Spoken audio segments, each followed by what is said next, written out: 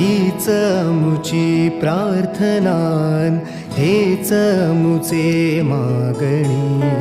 हीच मुची प्रार्थनान, हेच मुचे मागणी. माणसाने माणसाशी माणसासम वागणे.